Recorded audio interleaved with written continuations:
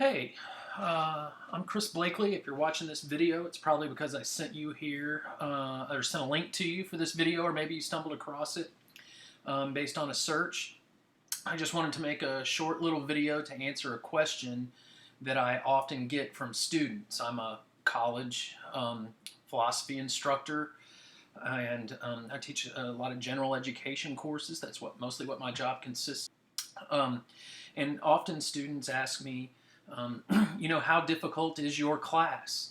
I usually get that question when the students are scheduling their classes for the next semester or at the beginning of a semester, and they're trying to figure out, how they're going to juggle all their responsibilities and what kind of time commitments they're going to need to make to each class. It's certainly a reasonable question to ask, and and one that you can get some answers to.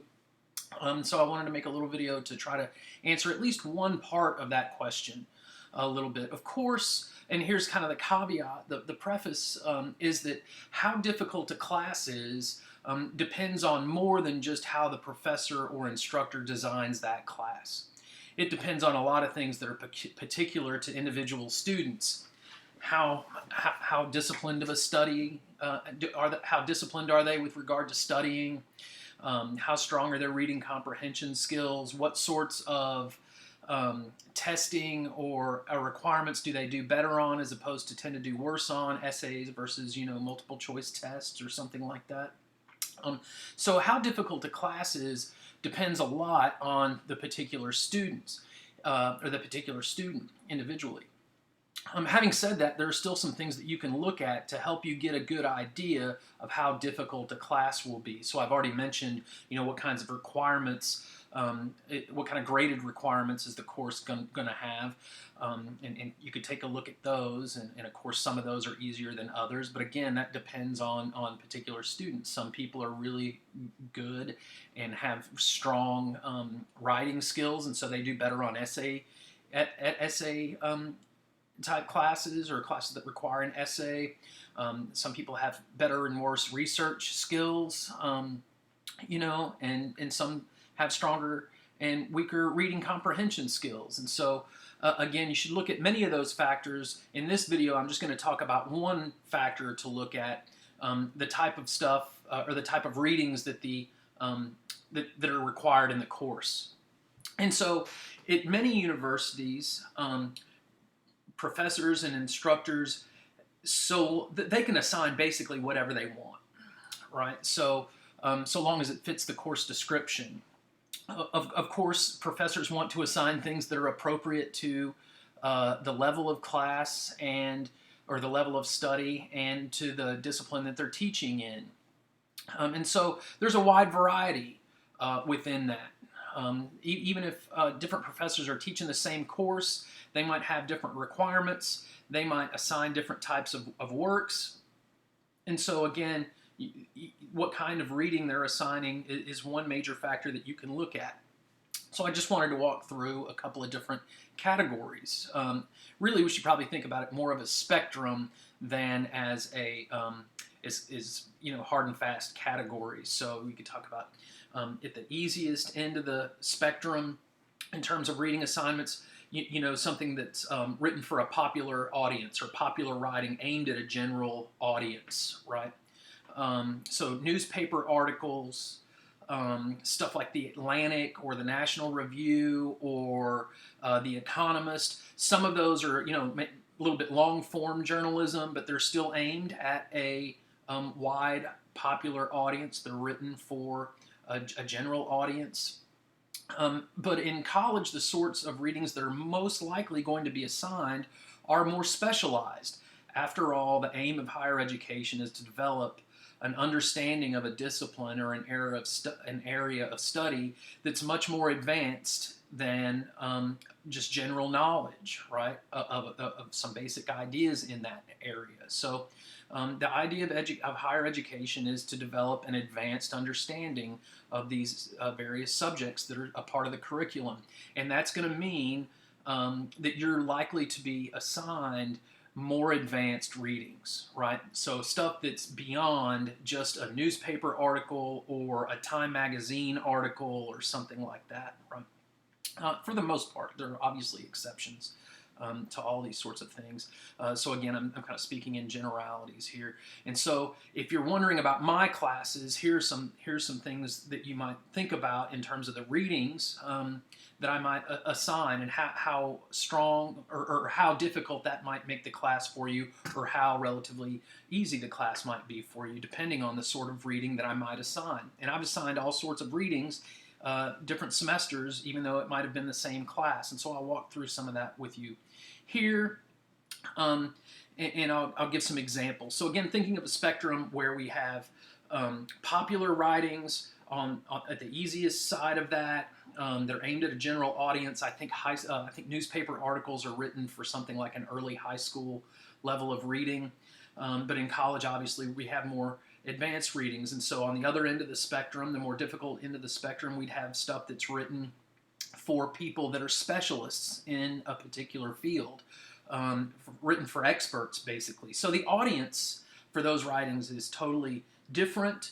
And because of that, the style of writing and the kind of technical level of that writing is going to be different, right? So if you were an engineering student, for example, you might think about how, if you were an engineer explaining stuff at a public meeting about a bridge or something like that, how you might speak differently to that audience in terms of the technicalities of what you're working on versus a room full of city engineers or urban planners or something like that, right?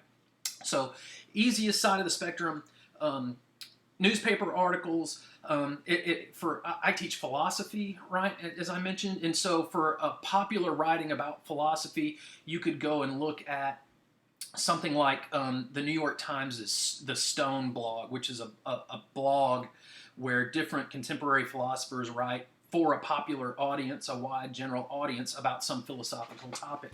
So that's kind of at the lower end of the spectrum. So, I wouldn't shy away from maybe assigning one or two things from something like The Stone.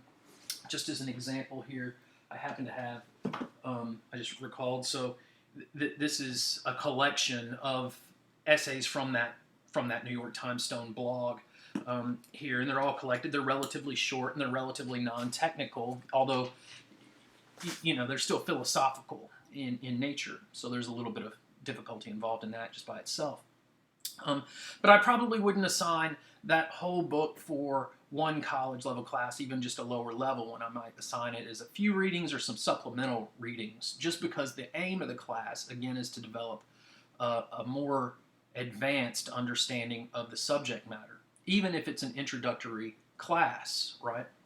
So with that in mind, then let's take a look at some of the different types of books or essays or writings that I might assign in a class, and that you could use to look at and compare to other professors in other classes or different classes that I might teach, right? And so again, just some general guidelines to look at when you're thinking about how difficult a class might be and trying to figure that out. Again, relative to your own strengths and weaknesses. And of course, you ought to try to pick a class that's going to challenge you a little bit, right? So above that kind of popular writing, even popular writing for philosophers, just maybe a hair above that, I'd think about something like this. This is a book called Rick and Morty and Philosophy. It's a pop culture and philosophy book. It comes from Open Court's series on pop culture and philosophy. Blackwell has a series as well. And they are a series of books that contain essays written by contemporary academic philosophers, but they're all, talking about philosophical issues as they're raised or illustrated in this TV show, Rick and Morty, and there's ones on The Office or The Hunger Games or The Matrix and Inception and, all sorts of things from pop culture. Those, that sort of, the essays in that book and in books like that, they are on philosophy, obviously, but they are largely non-technical, and they're appealing to examples that people might already be familiar with, right? Stuff in popular culture, like a TV show or a movie or something like that, and then using that to illustrate a basic philosophical idea. This is a book that is, to my mind, is primarily not aimed at or designed to be really a college textbook, although, I've assigned some essays out of books like this in my own classes. It's not that I would never assign this book for a class, an entire class. As a matter of fact, I'm teaching an intercession class coming up. Here by intercession, I mean a 2-week, 6-day-a-week class that meets 3.5 hours a day. It's an intensive class, and so I picked a book that I think is very accessible for that type of class, because I don't want people having to spend 3 hours outside of class if they're spending 3.5 hours in class trying to dig through some difficult reading. So it's not that I would never assign something like this, but in a regular semester class, a 15, 16-week class, I probably wouldn't assign this whole thing, although depending on the circumstances, I might. Again, it introduces stuff in a very broad stroke way. It uses ready-at-hand examples, but it's not very technical at all, right?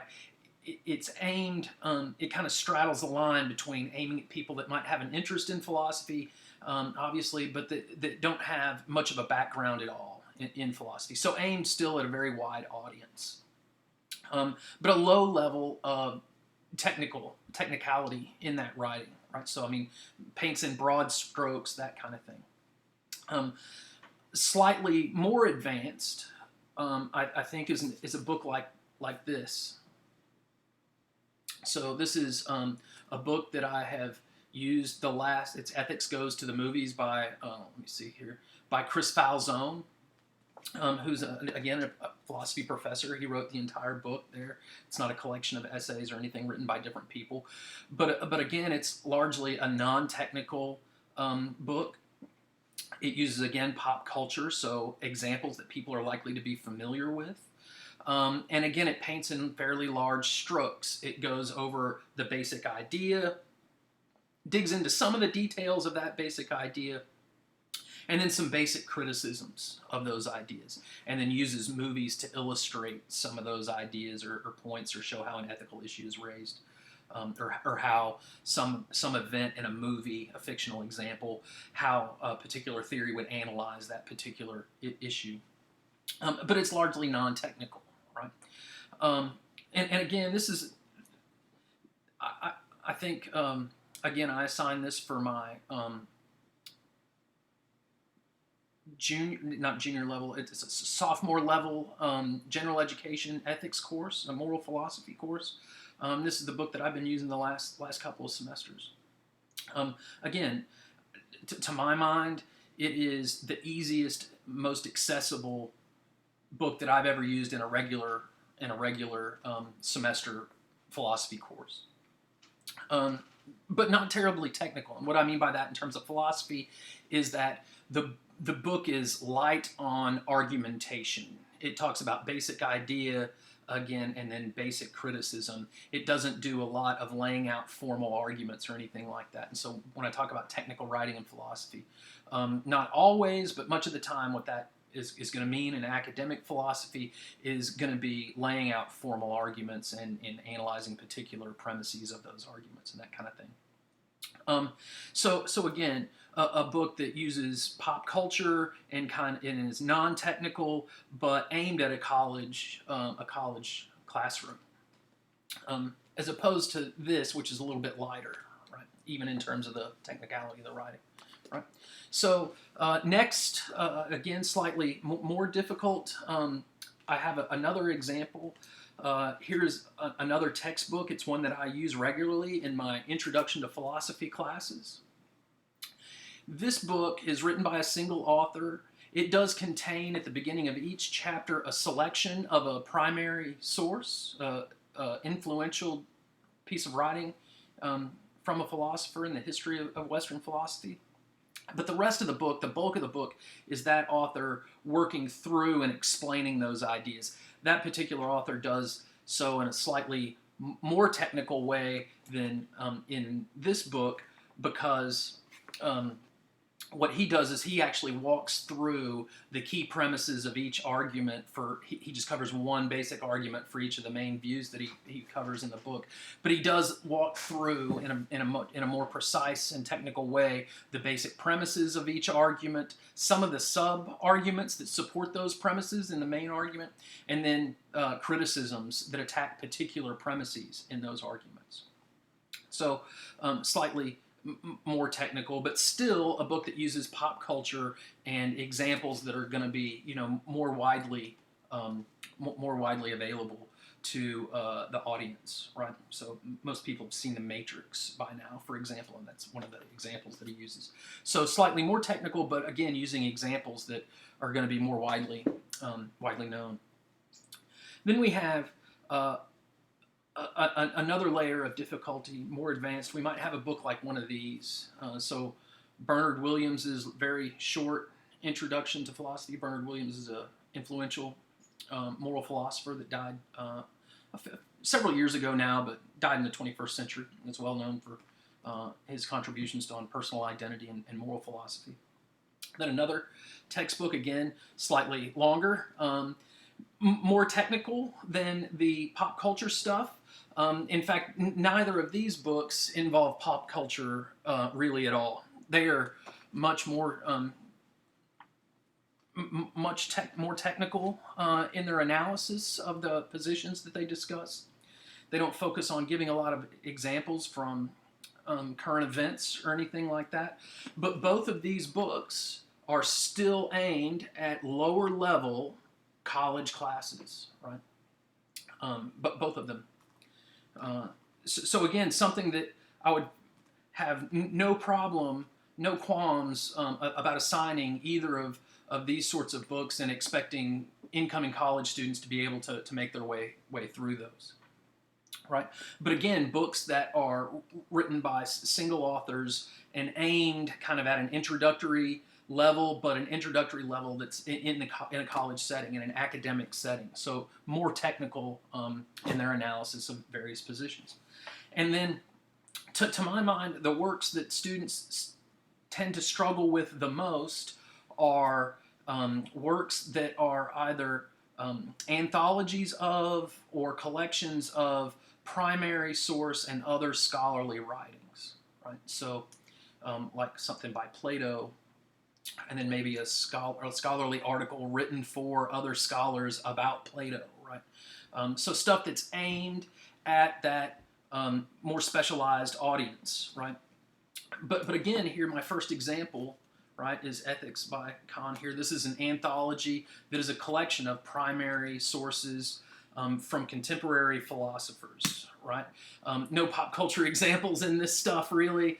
Aimed at persuading people for various positions and engaging criticisms and trying to work out which of the positions is the strongest there in a more technical way. But it's filled with stuff and selections from primary sources and scholarly articles. And so this is kind of this is the other end of the spectrum from that popular writing stuff, or even that Rick and Morty textbook that I gave the example of.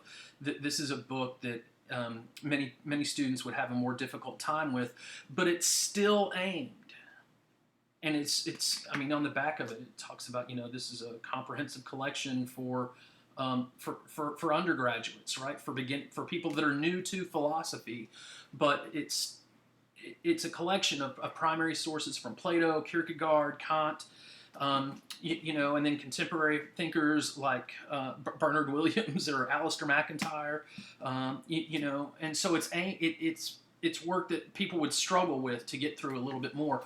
But stuff, I've assigned this book in the same class, the same course, different semester, different year, that I assign this in, right?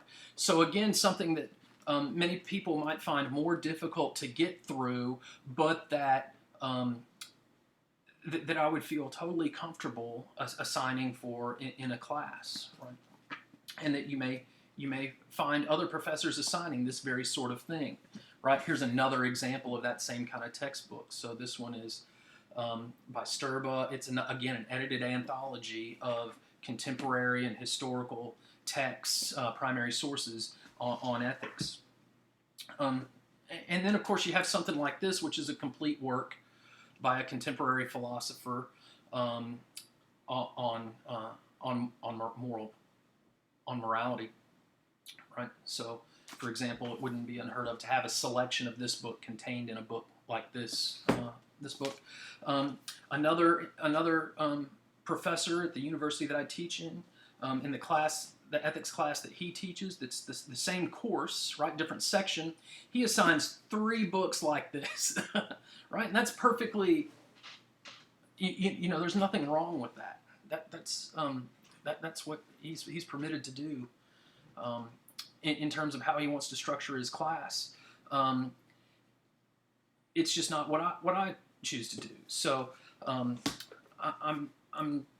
been assigning this. I'm pretty happy with it. My lectures are more technical than this textbook, but the reading itself is fairly accessible, I think, especially compared to that book like something like this. And I mention that because I just got finished looking at my teaching evaluations for the last semester, and several comments on there where the reading is too difficult, and it was from this class, the ethics course, where I assigned this book, which to my mind, it's the easiest, most accessible, least technical writing assignments, or excuse me, reading assignments that I've assigned in a course. So my point is that someone is bound to find it difficult no matter what I do, right? But what you need to worry about when you're picking a course is what you're going to be able to manage, right? And so again, thinking about whether the professor is assigning lots and lots of more technical stuff or less technical stuff, or a variety of those sorts of things, by looking at that syllabus and the reading schedule, and just, you know, kind of looking a few things up online, you can get an idea of how difficult that course will be for you, given your reading comprehension skills and the time that you have to devote to the course. And so that's just one thing that you ought to look at when you're trying to figure out how difficult a class is going to be. You could go to the professor and ask how difficult is your class, but of course he's thinking about it in terms of what he's done over the years, you know. And so my class now, I think of the way I've been doing my ethics course and even my introduction to philosophy course the last couple of semesters. It's the easiest version that I've done of those, to my mind. And so when students tell me that the class is too hard, you know, it's difficult for me to take that very seriously because I know what I've done previously. What you need to do then, when you're worried about how difficult a class may be, is to contact the professor or take a look at their syllabus, and then look up a little bit about whatever books they're assigning, and try and figure out, are they less technical stuff? Are they more technical stuff? Is it all very highly technical stuff that you might encounter in an upper level class, even if it's an upper level elective? You got to remember that you might be taking it as an elective, but other people are in there because it's part of their major. And so that class is going to be much more difficult. The reading is going to be likely to be much more technical than an introductory level course. But again, in an introductory level course, those professors that we're free to assign basically whatever we want, so long as it's appropriate to the level of the class. And quite frankly, again, in college, the idea of a reading level pretty much goes out the window, because, you know, we're here to introduce students to a subject matter in a much more advanced level. So that's just something you need to keep in mind, and a few tips for trying to think about what to consider when you're trying to figure out what kind of classes you're going to take in a particular semester and how difficult that class might be for you. So I hope that you found that helpful. There are other things to consider as well, types of requirements. Maybe I'll make another video on that sort of thing if people find this kind of thing useful. Take care. That's all for me for today. I know I've probably been long-winded already. Y'all have a good one. Stay safe. And if you're watching this during the pandemic, still, you know, wash your hands. Y'all have a good one.